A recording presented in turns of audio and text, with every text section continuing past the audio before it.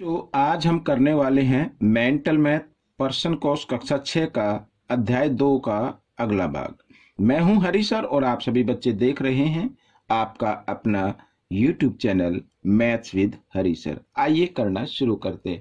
और हाँ, जो बच्चे इंग्लिश मीडियम में हैं उनके लिए पहले से एक चैनल बना हुआ है यूट्यूब पर जिसका नाम है चलो कदम बढ़ाएं, तो आप उसे भी ज्वाइन कर सकते हैं, देख सकते हैं। आइए क्या कहता है क्वेश्चन प्रश्न 26। आइए करना शुरू करते हैं।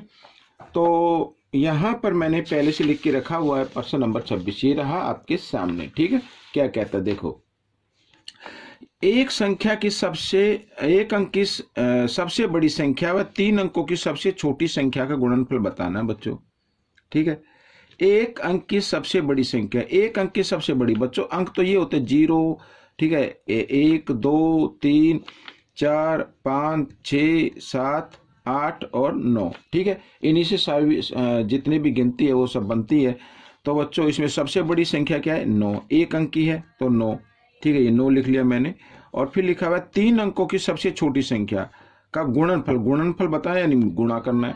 और सबसे छोटा अंक क्या है? इसमें 0 है। लेकिन 0 अगर किसी अंक से पहले आए तो उसकी वैल्यू नहीं होती है, उसको हम मानते नहीं है। ठीक है, तो उसके बाद हम क्या लेंगे? 1 लेंगे। अब 1 के बाद हम 0 लगा सकते हैं। तो 3 अंकों की सबसे छोटी पूछा है तो 1 अंक तो हो गया, दूसरा अंक ये हो गया, तीसरा अंक ये हो गया। ठीक है, इस तरीके से। तो अब इनका गुणनफल बताना, तो 9 को 1 से गुणा कर दो, 9 एकम 9। ठीक है, पीछे 2 0 तो 2 0 लगा दी, ये आपका उत्तर निकल गया। बहुत ही आसान है। आइए करना शुरू करते हैं अगला प्रश्न। अब क्या कहता है बच्चों अगला प्रश्न कि 100 से 300 के बीच 2 का अंक दाई के स्थान पर कितनी बार आएगा? 2 का अंक दाई के स्थान पर यानी इकाई, और यहाँ पर होती है दहाई और फिर होता है सैकड़ा। ठीक है, अगर यहाँ पर आप देखें तो 100 तो ऐसे लिखा जाएगा। अब यहाँ पर 2 आना चाहिए, यहाँ पर 2 आना चाहिए। तो 2 दाई के स्थान पर कितनी बार आएगा ये पूछा है इसमें। अब 2 का जब 2 दाई के स्थान पर आएगा तो इसका मतलब 20 पे शुरू होगा। ठीक है, और फिर क्या होगा? 21 होगा, फिर 22 होगा, फिर 23 होगा, फिर 24 होगा, 25 होगा, 26 होगा, ठीक है, 27 होगा, 28 होगा, 29 होगा, इस तरीके से। उसके बाद तो 2 दाई के स्थान पर आएगा नहीं।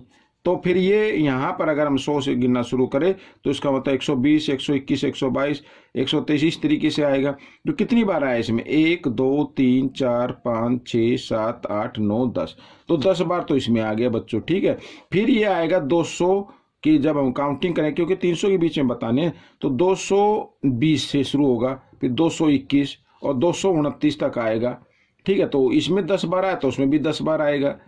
तो 10 और 10 कितना हो गया? 20 हो गया। तो ये तो बिल्कुल ओरली था, माइंड में भी कर सकते हैं, कोई दिक्कत नहीं। तो 20 बार आएगा बच्चों। ठीक है, अब अगला प्रश्न क्या कहता है देखो, इसमें कहा है कि मान बताना है और यहाँ पर आपके सामने लिखा है 2 गुणा 3567 गुणा 50। अब इस तरीके से आप गुणा करेंगे तो आपका दिमाग खराब हो जाए, सर ऐसे कैसे करें। तो आपको क्या करना है, पहले वो अंक आपको छाट लेने हैं जिनकी गुणा करने पर क्या आए, या तो 10 आए या 100 आए या 1000 आए, मतलब 0 की फॉर्म में आए, पीछे 0 होनी चाहिए मैक्सिमम। ठीक है, अब यहाँ पर अगर हम देखें तो 50 और 2 को अगर हम गुणा कर दे तो 100 आ जाता है। ठीक है, तो ये जो 3000 लिखा हुआ है 3567 इसको लिख लेते हैं और गुणा, और सबसे पहले क्या गुणा करेंगे? 2 को 50 के साथ गुणा कर देंगे। आइए कर लेते हैं। तो 3567 गुणा 50 दूनी कितना होता है? 100 होता है। अब इनकी गुणा करना बहुत ही आसान हो गया। तो 3567 को पहले 1 से गुणा करेंगे, और मैंने कई बार बताया है कि 3000 किसी भी अंक को 1 से गुणा करते तो वही अंक आ जाता है। तो 3567 एकम 3567, यहाँ पर 2 0 पीछे तो 2 0 आपने लगा देनी है। ये आपका उत्तर निकल गया। आइए करेंगे अब प्रश्न नंबर 28। तो ये रहा प्रश्न नंबर 28 बच्चों आपके सामने। बहुत ही आसान है ये भी। देखो क्या कहता है,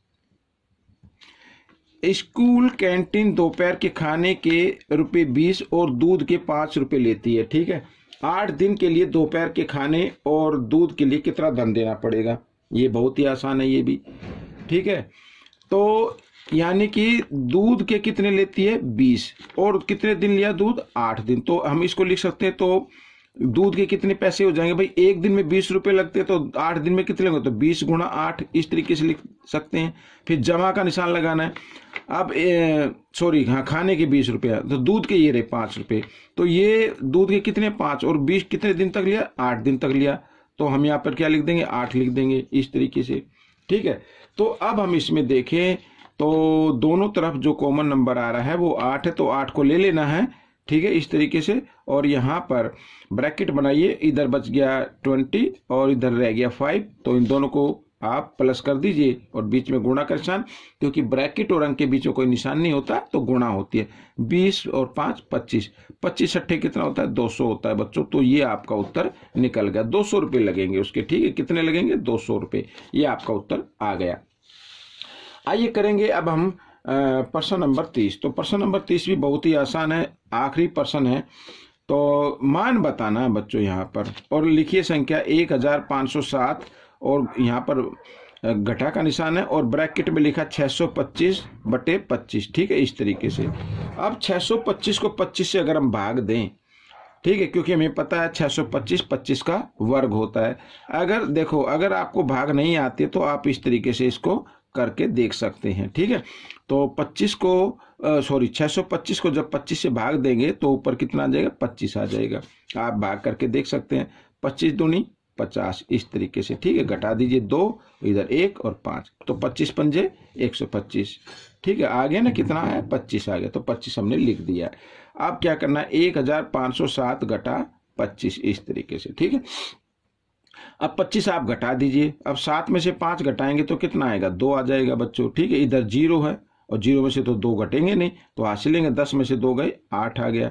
यहाँ पे कितना रह गया, 4 रह गया और 1, तो ये आपका उत्तर आ गया बच्चों। तो ये छोटी सी वीडियो थी, आपको कैसी लगी मुझे जरूर बताएं और इसमें से सीखकर दूसरे बच्चों को जरूर सिखाने। मिलेंगे अगले भाग में, तब तक के लिए धन्यवाद।